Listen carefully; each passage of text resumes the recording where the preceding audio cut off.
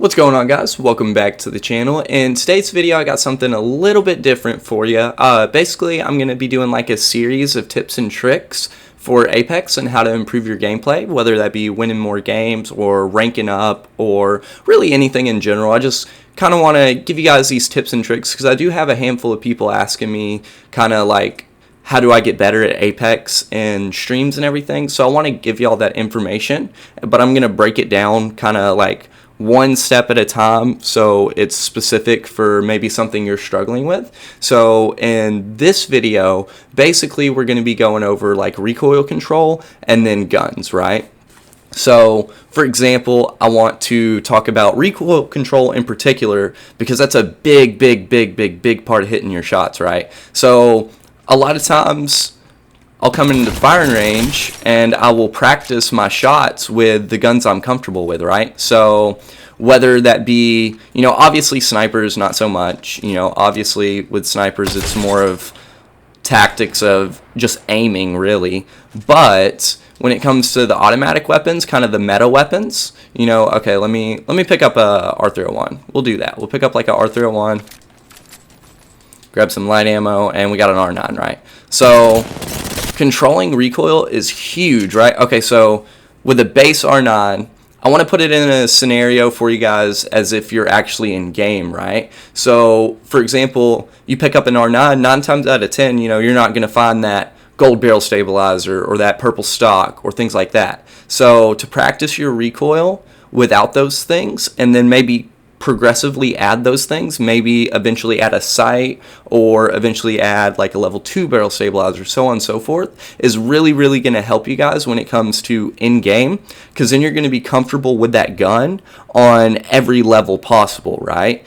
So if you have a purple stock and a white barrel stabilizer, you practice that in the firing range, and then you pick it up in-game, you know how that gun's going to feel and you know how that recoil is going to be, right? So that's kind of what I'm getting at to the recoil control, right? So basically, this is me aiming without using any recoil, right? Like just letting the recoil do its thing. I'm not gonna touch the analog stick at all. Watch, it goes straight up. So whenever you control recoil, it's just a tad, which this is kind of a weird way to do it, but it's just, you're just barely pulling down on it. And, a lot of guns have different recoil controls. So if you can manage to learn all of the recoil controls, you're going to hit your shots so much better. And it's going to improve your gameplay from that alone. You know what I mean? I think that's one of the biggest things when it comes to Apex, besides like movement and things, of course, which I'm going to make videos on that as well. But hitting your shots is so important, because if you don't hit your shots, somebody else is going to hit their shots on you first, right? So if you can practice that recoil control and get familiar with all these guns that you like, then it's going to improve your gameplay significantly, right? So that's me controlling recoil. Obviously, I'm still missing a lot of shots. I'm obviously not the best player, but I feel like I'm decent enough to give these tips for you guys to help you guys improve your gameplay and understand where I'm coming from, because even if I can't do it to the best of the ability of controlling every single bullet, I can at least explain it in a way for you guys to understand why you need to do this. Like, for example, I've been playing Apex for a little over six to 8 months now, I believe. And, for the first 4 or 5 months, I was coming to the firing range almost every day, or the training grounds, whenever that was the thing, when they didn't have the firing range, and practicing recoil. Recoil control is huge, and practicing with guns that are meta, that everybody picks up and everybody shreds you with, is going to make you so much better, right?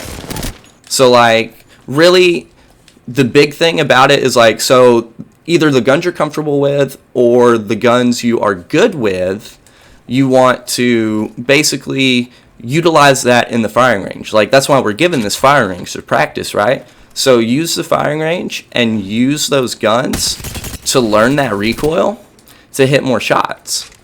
But anyways, I hope you guys enjoyed this video. I know it's kind of a shorter video and kind of a simple tip/trick to improving your gameplay in Apex, but it is very, very crucial when it comes to, you know, hitting your shots. You know, that's extremely crucial when it comes to Apex. So I hope you guys enjoyed the video. If you do, don't forget to hit that like button. If you aren't subscribed already, if you consider subscribing, it really does help me out a ton. And yeah, I will see you guys on the next video, and plan on having more tips and tricks videos coming out soon. We will see. I'll probably end up doing a tips and tricks on movement next, which kind of incorporates your aiming and movement at the same time, you know.